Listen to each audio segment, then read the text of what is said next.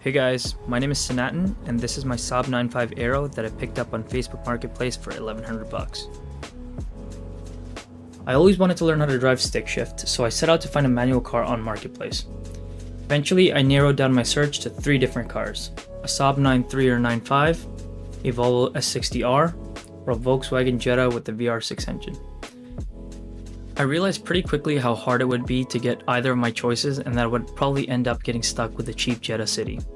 However, luckily after months of searching, I saw this Saab pop up on Facebook Marketplace. The seller didn't even have a proper price on it, so I figured it was a parts car. I decided to message anyway, and it turns out that the car was running and driving fine with some things that needed work. After some back and forth with the seller, I figured out a day that worked for the both of us to meet and asked him to put the ad on pending. I asked the seller how much he was looking for, and he said around 1500 bucks.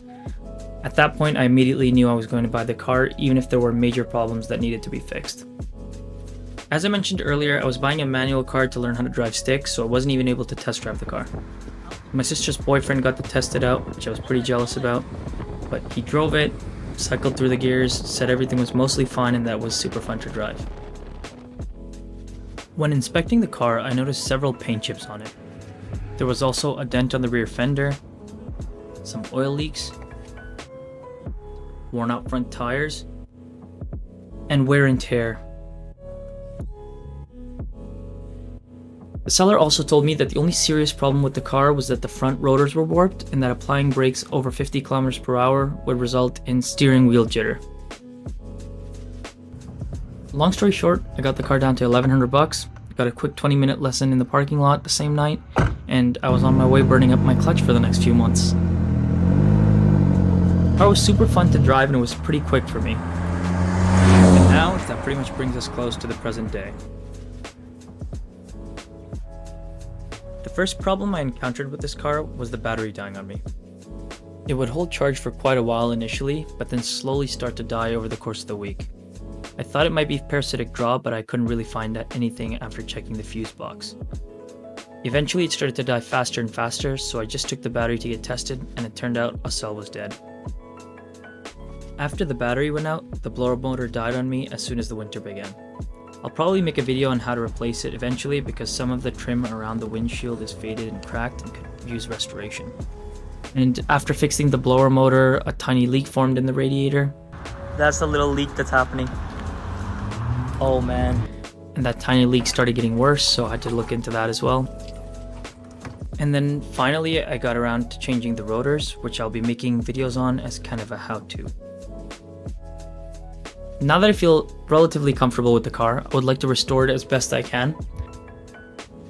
This would mean taking a look at a lot of things such as the bumper, the interior trim,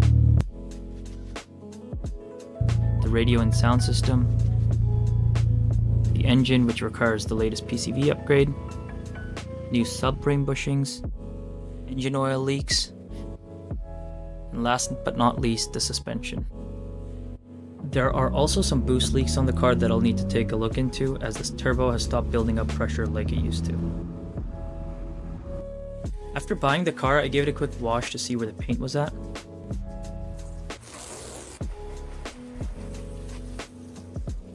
As you can see here, it's not the best, but it's also not the worst. I think this thing might have scraped against a pillar or another car at some point. I filled in the most obvious chips with some touch-up paint so they wouldn't get worse, but I'll be looking to detail the car when the weather warms up a bit. And I've also left the rear fender damage alone for now, as, like I mentioned, it's pretty cold outside and I want to examine all options before I pay to get the damage repaired. Last thing before I wrap this video up, these wheels that I'm washing here did not come with the car. I got them for 250 bucks on Facebook Marketplace and I wanted to see how they'd look on my car. They came with a set of winters on them, because I needed them at the time, but right now I have the stock Aero wheels back on the car.